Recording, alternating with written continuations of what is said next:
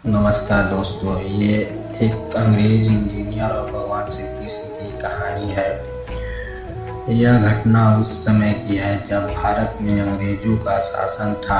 एक बार उदासी संप्रदाय के महान संत स्वामी रमेश चंद्र जी बिहार की यात्रा पर थे। मार्ग में उन्होंने एक अंग्रेज को सन्यासी के वस्त्र में देखा। अंग्रेज व्यक्ति को सन्यासी के वस्त्र धारण किए हुए देखकर उन्हें बहुत आश्चर्य हुआ। उन्होंने उस अंग्रेज के पास जाकर उससे पूछा, श्रीमान, आपने यह सन्यासी का वेश क्यों धारण किया है? ऐसा पूछते ही उस अंग्रेज की आंखों में आंसू आ गए। स्वामी जी ने उससे पूछा, क्या बात है, रोते क्यों हो? तब वो अंग्रेज बोला, मेरा बहुत सारा समय यूं ही व्यर्थ हो गया। मेरा जन्म भारत में नहीं हुआ, इसका मुझे बहुत अफसोस है। आगे उस अंग्रेज ने बताया, उसके स्वामी में जीवन में जो यह परिवर्तन आया है वह उस पर भगवान की विशेष कृपा है। स्वामी रमेश चंद्र जी ने उनसे पूछा, क्या आप बता सकते हैं कि आपके जीवन में ऐसी कौन सी घटना घटित हुई है जिससे आपके जीवन को परिवर्तित कर दिया है? तब उस अंग्रेज ने बताया कि मैं एक इंजीनियर था। मुझे इंग्लैंड से बिहार में एक बांध बनाने के लिए भेजा गया था। उस बांध को बनाने की पूरी जिम्मेदारी मेरे ऊपर थी। मैंने यहाँ पर आकर उस बांध को बनाने का काम शुरू कर दिया। धीरे धीरे बांध बनने लगा। बांध कभी कमजोर ही था कि एक दिन बहुत जोर से मूसलाधार बारिश होने लगी। वह बरसात इतनी तेज थी कि उसे देखकर मैं भयभीत हो गया। मुझे लगने लगा कि कहीं ये बांध बारिश के पानी में बह के टूट न जाए।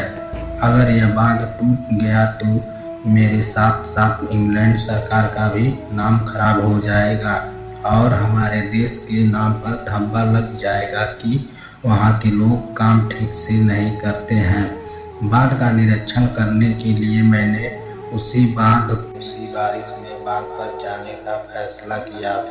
बारिश रुकने का नाम नहीं ले रही थी और बांध में दरारें भी दिखाई देने लगी थी।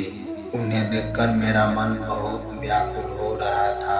मैं सोच रहा था, यदि यह बांध टूट जाएगा तो मैं भी इस बांध के साथ बह जाऊंगा और अपने प्राणों का विसर्जन कर दूंगा। यह सोचकर मैं उस बांध की तरफ बढ़ा। मार्ग में मैंने कुछ मजदूरों को भी एक छोटे से छप्पर में बैठे हुए देखा। वे सभी मजदूर एक छोटी सी मूर्ति के पास बैठकर बहुत ही मस्ती में भजन गा रहे थे। मैंने उनके पास गया और उनसे पूछने लगा कि आप लोग क्या कर रहे हैं? उन मजदूरों ने बताया कि ये हमारे भगवान श्री कृष्ण और श्री राधा जी हैं। हम इनसे प्रार्थना करते हैं और यह हमारी प्रार्थना सुनकर हमारे सभी दुख दूर कर देते हैं। मैंने उस मजदूरों से पूछा, क्या ये मेरा भी दुख दूर कर सकते हैं? मजदूर बोले, यह सभी का दुख दूर करते हैं।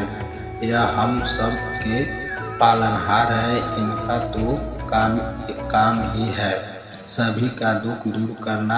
आप हाथ जोड़कर इनसे प्रार्थना कीजिए, यह आपकी भी पुकार अवश्य सुनेंगे। तब मैंने कहा, मुझे तो प्रार्थना करनी आती नहीं, इसीलिए आप सब लोग मेरी तरफ से इनसे प्रार्थना कीजिए कि यह बांध टूटे नहीं। अगर इस बारिश में यह बांध टूट गया तो मैं जी नहीं पाऊंगा। वे मजदूर बोले, हम भी प्रार्थना करते हैं और आप भी प्रार्थना कीजिए। इसके बाद मैं आंखें बंद करके भगवान श्री कृष्ण और श्री राधा जी से प्रार्थना करने लगा। थोड़ी देर बाद जब वह सत्संग पूरा हुआ तब उन मजदूरों ने मुझसे कहा, आप बिल्कुल चिंता मत कीजिए, भगवान सब भला करेंगे। मजदूरों की बातें सुनकर मुझे कुछ तसल्ली मिली, लेकिन कुछ देर बाद मैंने देखा कि शाम होने लगी थी और अब तो बारिश भी पहले से तेज हो गई थी। ऐसी भीषण बारिश को देखकर मेरा दिल बैठा जा रहा था।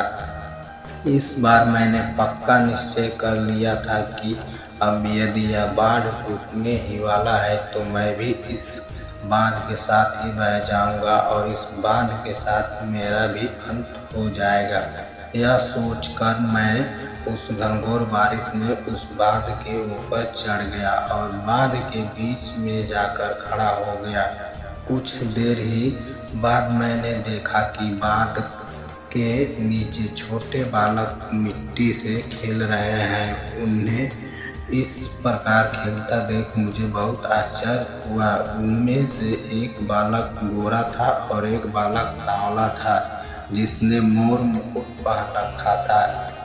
मैंने उन दोनों बालकों को जोर से चिल्लाकर कहा, यहाँ से चले जाओ, बांध के पीछे पानी बढ़ रहा है, यह बांध टूटने वाला है, तुम दोनों पानी में बह जाओगे। लेकिन वो दोनों बालक मेरी बात सुनने को तैयार नहीं थे।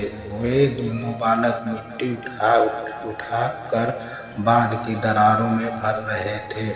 मैंने बार बार चिल्लाया, उन दोनों बालकों को वहाँ से चले जाने के लिए कह रहा था, लेकिन वो दोनों बालक मेरी बात नहीं सुन रहे थे।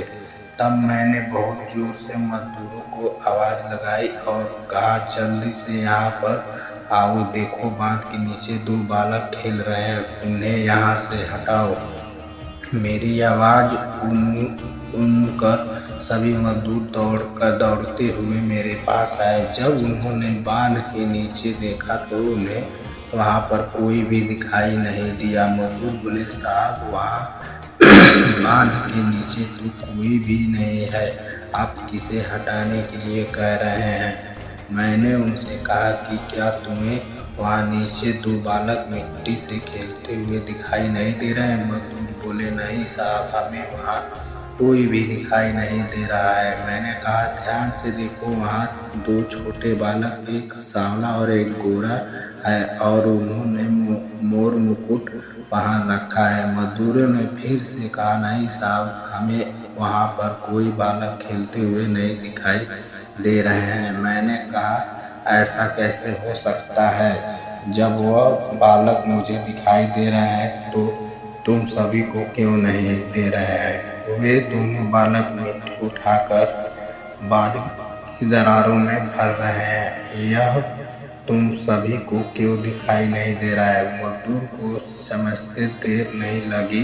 वे बोले, साहब, लगता है भगवान ने आपकी प्रार्थना सुन ली। वे दोनों बालक और कोई नहीं, भगवान श्री कृष्ण और श्री बलराम जी हैं। यदि वे इस बांध की दरारों में मिट्टी भर रहे हैं तो निश्चित हो जाइए, आप इस बांध को कुछ नहीं होगा। भगवान श्री कृष्ण ने आपकी प्रार्थना सुन ली है, तभी तो आपको उनके दर्शन हो रहे हैं और हमें वहाँ नहीं दिखाई दे रहे हैं। वे आपकी प्रार्थना सुनकर आपकी रक्षा करने आए हैं।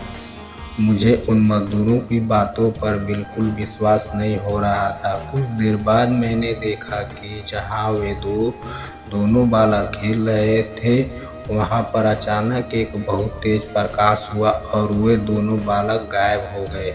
यह चमत्कार देख मैं बेहोश हो गया। मेरे बेहोश होते ही वे सभी मजदूर मुझे उठाकर मुझे मेरे बंगले पर ले आए।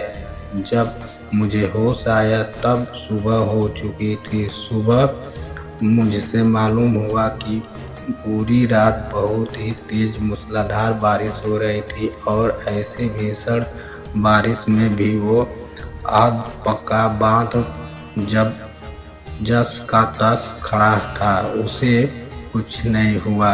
ऐसी भीषण बारिश में उस अंध पक्के बांध का टिके रहना संभव था। यह भगवान की कृपा ही थी जिससे उस बांध को कुछ नहीं हुआ। इस घटना के बाद मैं विचार करने लगा कि स्वयं श्री कृष्ण ने मेरी प्रार्थना सुनी और मेरे बांध की रक्षा करने आए। इसके बाद मेरा शारीरिक जीवन से मोह भंग हो गया और मैंने सब कुछ छोड़कर भगवान श्री कृष्ण की भक्ति करने का निश्चय कर लिया। उसी दिन मैंने अपनी सरकारी नौकरी से इस्तीफा दिया और अपना सारा जीवन भगवान श्री कृष्ण को समर्पित करने का निश्चय कर लिया। उस दिन के बाद मैं जब जगह भगवान श्री कृष्ण की खोज में रहता हूँ और मैं एक बार फिर से भगवान श्री कृष्ण की वही मोहक छवि देखना चाहता हूँ। इसीलिए मैं हर समय उन्हीं का भजन करता रहता हूँ। भगवान श्री कृष्ण का भजन करके और उनका नाम लेकर मुझे अपार शक्ति का अनुभव होता है। ऐसा बताते बताते उस अंग्रेज की आंखों में एक बार फिर से सजल हो गई। यह घटना भारत की आज़ादी से पहले की है, एक सच्ची कहानी है।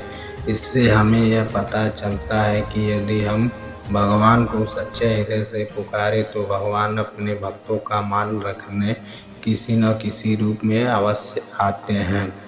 वीडियो पसंद आया हो तो दोस्तों शेयर, लाइक, कमेंट और सब्सक्राइब जरूर करें।